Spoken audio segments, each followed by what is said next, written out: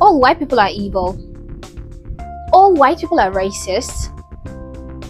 All white people are horrible. All of them are demons, okay? All white people are KKK members. All white people are horrible, okay? I hate all white people. How can you say that when you're practically married to a white person? My husband is actually the only white person on the face of the planet, okay?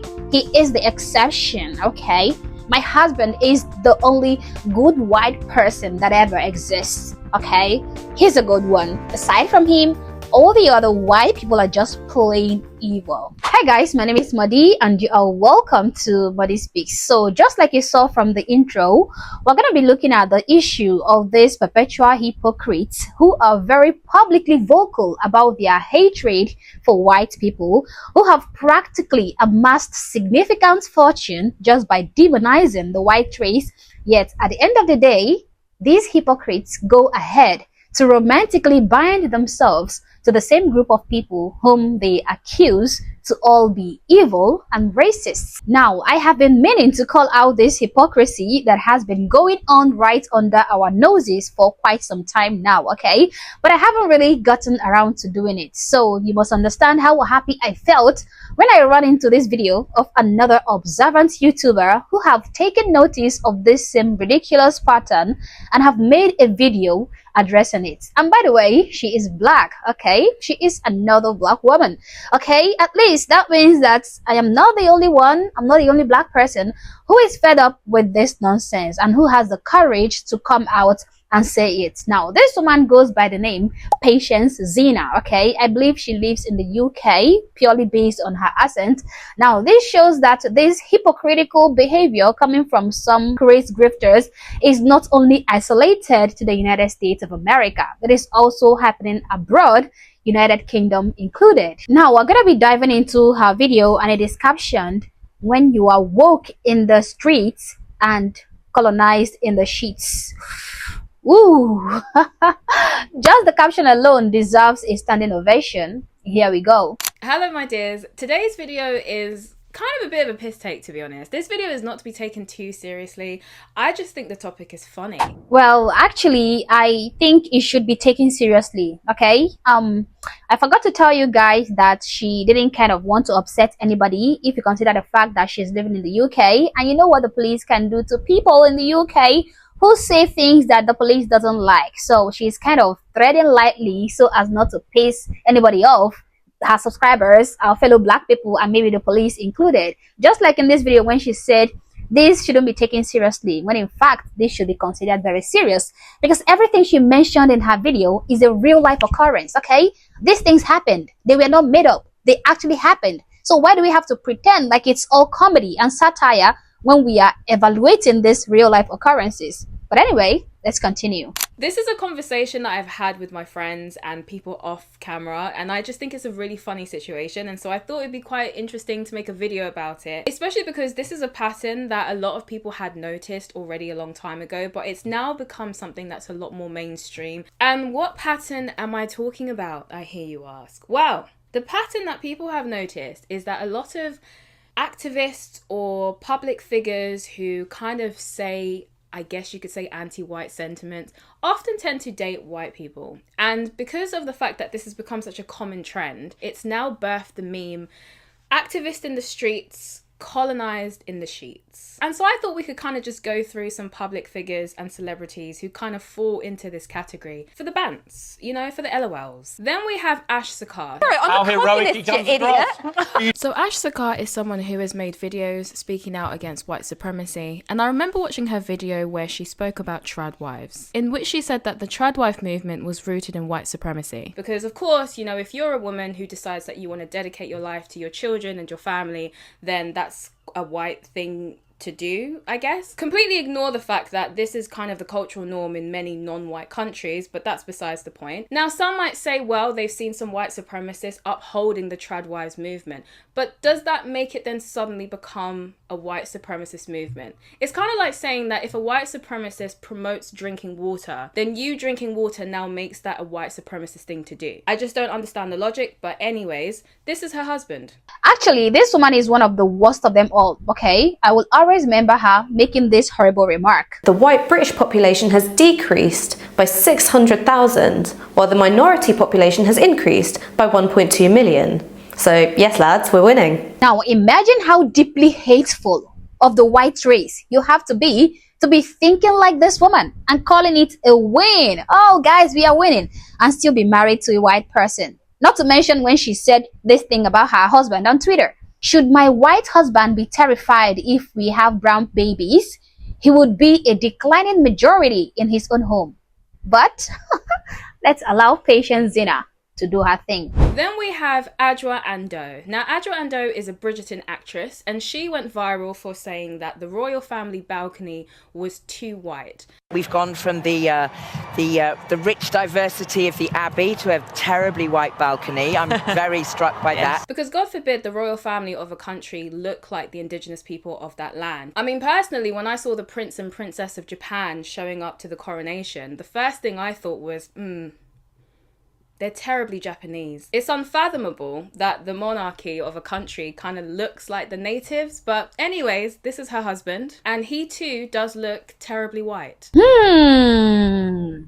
Whoa. Now imagine this scenario, okay? Let's say a white person naturalizes in Nigeria, becomes a citizen over time, okay? Then one day he goes, why is the president of Nigeria black? Why again do we have a vice president that is black? Why is the Senate president black? And why are all the governors, the ministers, black? What in God's name is happening here? What is going on here? The Nigerian ruling balcony is terribly black. And then to top it all off, okay, this white person goes ahead to paint his own marital balcony black by marrying a black Nigerian woman. After all the public complaint, okay, this white person couldn't even make his own figurative balcony white. He went ahead to marry a black Nigerian.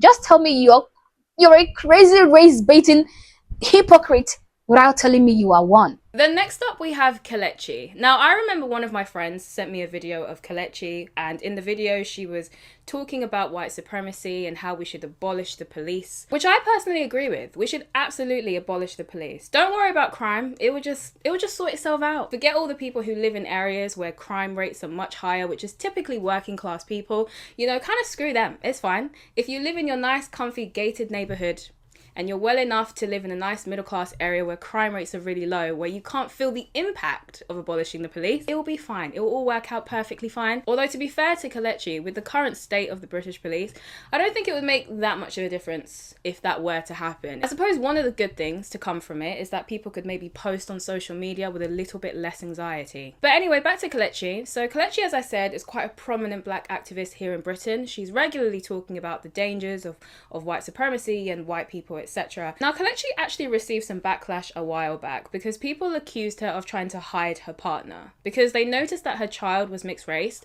and so people were like, And so some people started to speculate that perhaps the reason she was choosing to hide her partner was because of the fact that it would ruin her image as a pro-black activist who, you know, is all about black people and whatever. And I imagine all of this scrutiny is what prompted her to write this article for the BBC.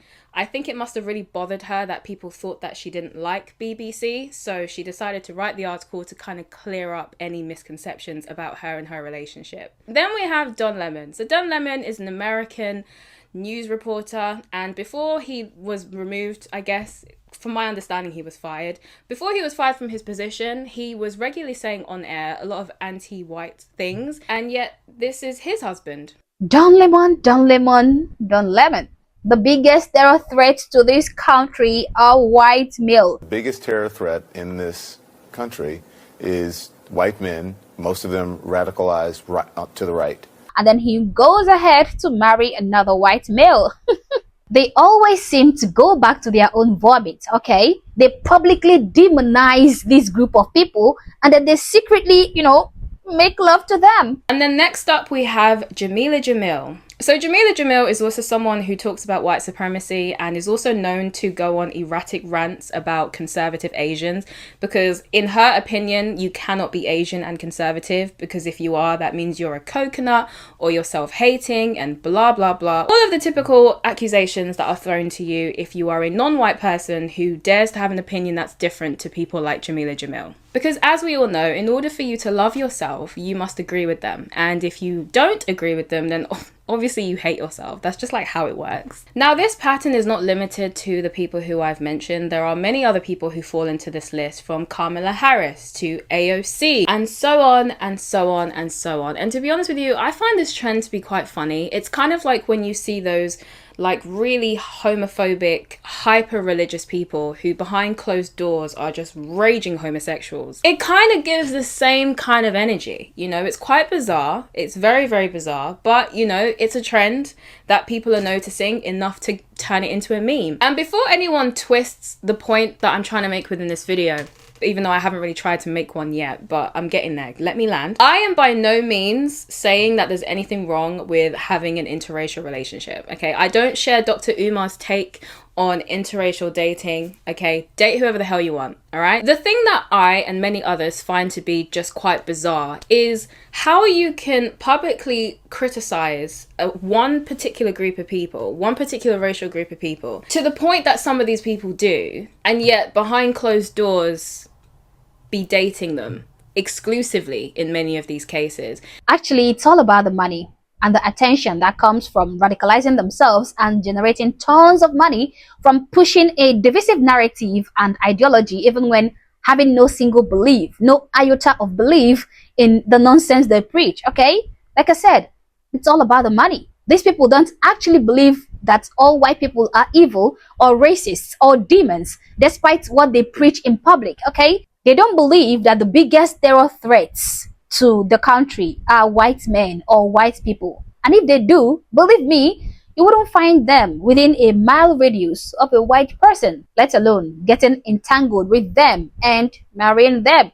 It is all a scam, okay? They don't believe in the narrative they appear to be publicly passionate about. The only problem is that gullible and uninformed individuals swallow their deceptive propaganda hook, line, and sinker, okay? These individuals believe all their lies and end up destroying their own peaceful relationship they have or might have with white people around them. And this is one of the reasons why I see this as a very serious discussion, one that should be analyzed with all seriousness. No, I don't think it should be made a joke or made into something funny. I don't think it is funny at all. I think it is a very dangerous scam, okay? Because it is ruining people's lives. This narrative fosters racial divide and racial enmity, okay? It encourages divisiveness. It ruins relationships between races, and it causes more harm than good. So I think it is something serious.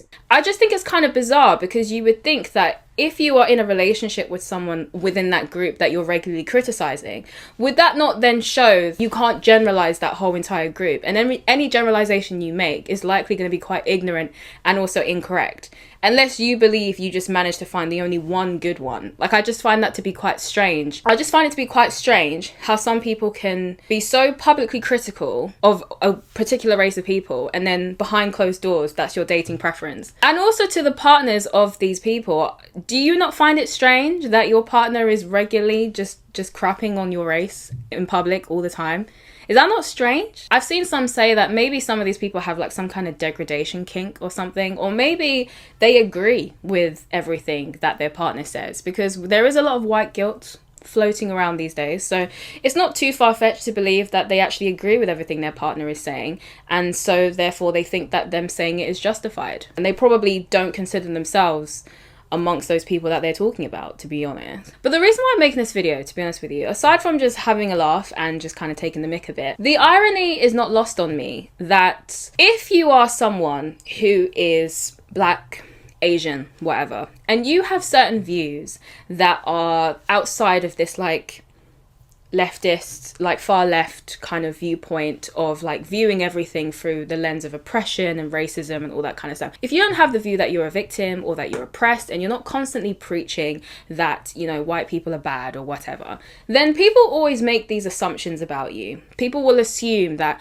you only date white people, you only have white friends, you must only eat white rice and only drink milk. It's always been an observation of mine that if you are someone who says things that deviate from what they would deem as acceptable to be coming out of your mouth as a black person or an Asian person or whatever, they'll always assume that you must not hang around your own like racial group of people. And yet they are from my personal experience, I tend to find that the people who are the most likely to hold these views are also the most likely to date white people. And there's nothing wrong with that. And again, there's nothing wrong with that. If they're happy with each other, then that's brilliant. Actually, there's everything wrong with it, okay? Yes, there is. It is deceptive, it is divisive, and it is just plain horrible. Now, I'm not saying that there aren't horrible white people or racist white people or evil white people or whatever you can think of white people, okay?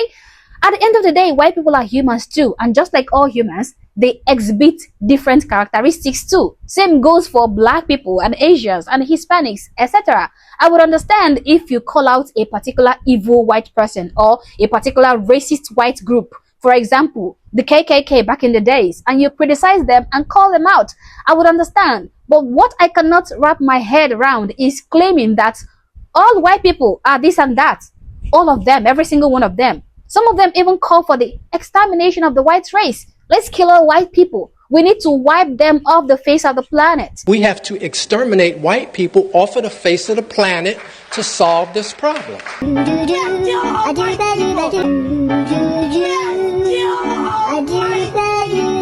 All white people are racist. So you're always going to be racist, actually. That y'all are born into a life to not be human, and that's what y'all are taught to do, to be demons.